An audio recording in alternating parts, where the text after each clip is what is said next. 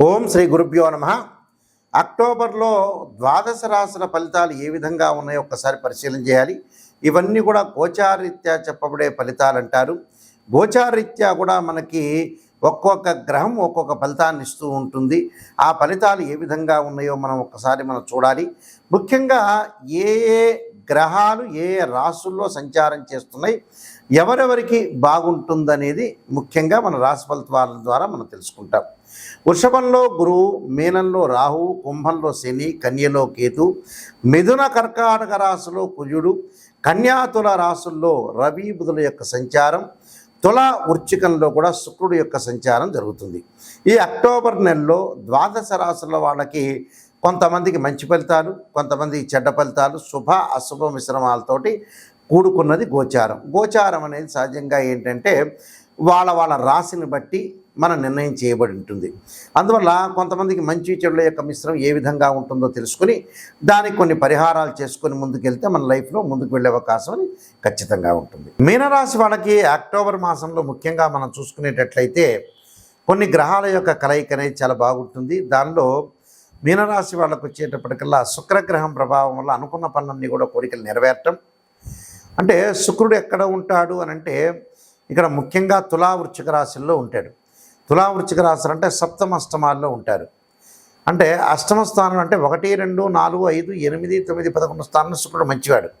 8వ స్థానంలో అంటే అక్టోబర్ 15వ తారీఖు తర్వాత శుక్రుడు ఏదైతే ఇక్కడ ముఖ్యంగా మనకి తులారాశిలోకి సంచారం చేస్తారో అప్పుడు వివాహ ప్రయత్నాలు కానీ, వివాహ సంబంధాలు కానీ, ప్రేమించుకున్న యువతీ యువకులు కానీ ప్రతి దానిలో కూడా బాగుండే అవకాశాలు ఎక్కువ ఉంటాయి. అంటే లైఫ్లో ఒక విజయం సాధించాలని, గోల్ సాధించాలని ఒక ఆశా జీవనంతో వీళ్ళు జీవిస్తుంటారు. దానితో పాటు ముఖ్యంగా అన్ని అనుకున్న పనులన్నీ కూడా సాధించడం ఒకటి, అవార్డులు, సన్మానాలు, రివార్డులు రావటం ఒకటి, నూతనంగా కోరుకుంటాం కొన్ని విషయాలు, కొంత పనులలో ఆలస్యం కాకుండా ముందుకు తొందరగా ఫాస్ట్ చేయాలనే ఆలోచన, అలానే భార్యాభర్తల మధ్యలో చికాకులు తగ్గే అవకాశం ఉంటే ఆర్థిక పరంగా ఆదాయం బాగా పెరుగుతుంది అక్టోబర్ మాసంలో. గతం కంటే కూడా ఏదో ఒక ప్రాజెక్ట్ గురించి కానీ, లేకపోతే ఇంటికి లోన్ తీర్చుకోవటం కానీ, డబ్బులు బాగా కొన్ని విషయాల్లో శ్రద్ధ పెట్టి డబ్బులు ఖర్చు చేసి మంచి విషయాలు ఖర్చు చేసే అవకాశాలు ఎక్కువ ఉంటాయి. కాబట్టి బుధుడి వల్ల కూడా నూతన వ్యాపారం ప్రారంభం చేయొచ్చు. అలానే ఏదైనా వ్యాపారం కానీ, స్మాల్ స్కేల్ ఇండస్ట్రీ కానీ, ఉద్యోగ ప్రయత్నాల్లో డబ్బులు కొంత ఖర్చు పెట్టడం కానీ, చదువు పట్ల ఆసక్తి చూపించి కొంత మంచి సీట్ సంపాదించడం కానీ, ఏదో రకంగా ఇంటి మరమ్మతులు కానీ, వాహన మరమ్మతులు కానీ, ఇలాంటివన్నీ కూడా ఎలక్ట్రానిక్ గూడ్స్ కానీ, విలువైన ఆభరణాలు కానీ ఇలాంటివన్నీ కూడా చేసుకునే అవకాశాలు బాగా ఎక్కువ ఉంటాయి. అంటే బుధుడు, రవి, శుక్రగ్రహం వల్ల కొంత మేలు జరిగే అవకాశాలు బాగా ఎక్కువ ఉంటాయి. కాబట్టి ఈ రాశి వాళ్ళకు వచ్చే జన్మంలో రాహు ఉండటం వల్ల కొంత ఆరోగ్యపరంగా ఇబ్బందులు కలుగుతున్నా, కొద్దిగా ఆరోగ్యం చిన్న స్వల్పంగా ఇబ్బందులు కలిగే అవకాశాలు ఉంటుంది. బట్ దీర్ఘకాలిక వ్యాధులు ఉన్న వాళ్ళు మాత్రం ఇది గమనించాలి, మామూలు వాళ్ళకు అవసరం లేదు. అందువల్ల మనం వాహనాల మీద వెళ్ళేటప్పుడు కానీ, నీటి మీద కానీ, సముద్రాల మీద కానీ కొంత శ్రద్ధ పెట్టాలి. శని వక్రగతిలో ఉండటం వల్ల కూడా అధిక లాభాలు కలిగే అవకాశాలు ఉంటాయి. వ్యాపార పరంగానే కాదు, వాళ్ళు ఏదైతే వృత్తి చేస్తున్నారో ఆ వృత్తి వాళ్ళందరికీ కూడా అనుకూలంగా ఉండే అవకాశాలు ఉంటాయి. పరువు ప్రతిష్టలు కాపాడుకుంటారు, గౌరవ సన్మానాలు బాగా పెరుగుతుంటాయి, ప్రతి పనిలో కూడా ముందుకు వెళ్ళే అవకాశాలు ఉంటాయి. కాబట్టి ప్రతి దానిలో కూడా వాటి విజయం సాధించే అవకాశాలు ఎక్కువగా ఉంటాయి. కాబట్టి మీరు చక్కగా ప్రయత్నం చేయండి, మీకు మంచి జరిగే అవకాశాలు ఎక్కువగా ఉంటాయి. అంటే ఇక్కడ స్త్రీలకు కూడా కొన్ని ఉన్నతమైన అభిప్రాయాలు బాగా కలుగుతూ ఉంటాయి. విద్యార్థులు కూడా నేను చదువుకోవాలి, నేను ఒక కోర్స్ చేయాలి, నా డెవలప్మెంట్ చెందాలి, ఒక డిజైర్, నేను ఒక యాంబిషన్ తోటి నేను జీవించాలని కొంత ఆలోచనతో ముందుకెళ్తుంటారు. అలాంటి ఆలోచనలన్నీ కూడా చాలా మంచి జరిగే అవకాశాలు ఎక్కువ ఉంటాయి. అంటే ఇవన్నీ కూడా మీరు ఆలోచన చేయండి. ఆలోచన చేసి ముందుకు వెళ్తే మన లైఫ్లో సక్సెస్ అయ్యే అవకాశం ఖచ్చితంగా ఉంటుంది. అందువల్ల కరెంట్ డిపార్ట్మెంట్లో కానీ, రెవెన్యూ డిపార్ట్మెంట్ వీళ్ళందరికీ కూడా కొంత అనుకూలం జరిగే అవకాశాలు ఉంటాయి. కాబట్టి నేను చెప్పిన పరిహారాలు మీరు ముందుకు చేయండి, మీకు అంతా కూడా మంచి జరిగే అవకాశం ఖచ్చితంగా ఉంటుంది. ముఖ్యంగా ప్రధానంగా ఈ రాశి వాళ్ళు ఏ విధంగా అనుసరించాలి, ఏ విధంగా ప్రత్యేకంగా పరిహారాలు చేసుకోవాలి అని అంటే ముందుగా ఏదైనా సరే వీళ్ళు చేయాల్సినవి కొన్ని ప్రత్యేకంగా మేము ఆ రెమెడీస్ అనేవి చెబుతున్నాం. ఆ రెమెడీస్లో సోమవారం రోజున తత్పురుషాయ విద్యే మహాదేవాయ ధీమహే తన్నో రుద్ర ప్రచోదయాత్ అనే మంత్రాన్ని చక్కగా చదువుకోవటం, అలానే మంగళవారం రోజున సుబ్రహ్మణ్య స్వామి ఆరాధన చేయటం, గురువారం రోజున గురువు యొక్క అనుగ్రహాన్ని పొందడానికి దేవానాంచ ఋషీనాంచ గురుకాంచన సన్నిపం బుద్ధిమత త్రిలోకేశం తం నమామి బృహస్పతి అనే మంత్రాన్ని దత్తాత్రేయ స్వామి యొక్క కవచాన్ని, అలానే శుక్రవారం రోజున అమ్మవారు, అలానే బుధవారం రోజున నారాయణాయుధ్యే వాసుదేవాయ ధీమే తన్నో విష్ణు ప్రచోదయాత్ అనే మంత్రాన్ని, శనివారం రోజున వెంకటేశ్వర స్వామి యొక్క ఆరాధన, ఆదివారం రోజున సూర్యుడి యొక్క ఆరాధన చేయాలి. సూర్యుడి యొక్క ఆరాధన అంటే అలానే మనకి జపాకుసుమ సంకాసం కాశ్యపేయం మహాదుత్యం తమోరిం సర్వపాపగ్నం ప్రణతోస్మి దివాకరం అనే మంత్రాన్ని చక్కగా చదువుకోండి. అయితే నేను ప్రధానంగా కొన్ని విషయాలు చెప్పదలుచుకున్నాను. ఇందులో ఆరోగ్యం ఎవరికైతే ఇబ్బందికరంగా ఉంటుందో ఖచ్చితంగా వాళ్ళు ఆచరించాల్సినవి 3 శ్లోకాలు ఉన్నాయి.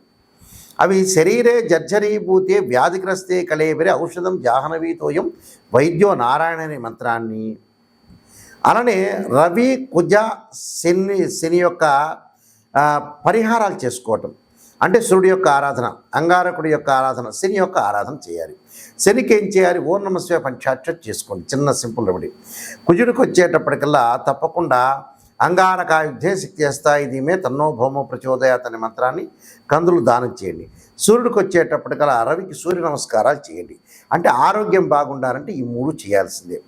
ధనం కలిసి రావట్లేదు గురువు గారండి, నాయకంటి గారు అని అంటే ధనానికి మంచి మంత్రం ఏంటంటే యక్షాయ కుబేరాయ వైశ్రవణాయ ధనధాన్యాధిపతే ధనం ధాన్యం సమృద్ధిమే దేహిమే దాపైస్వ అనే మంత్రాన్ని చదవండి.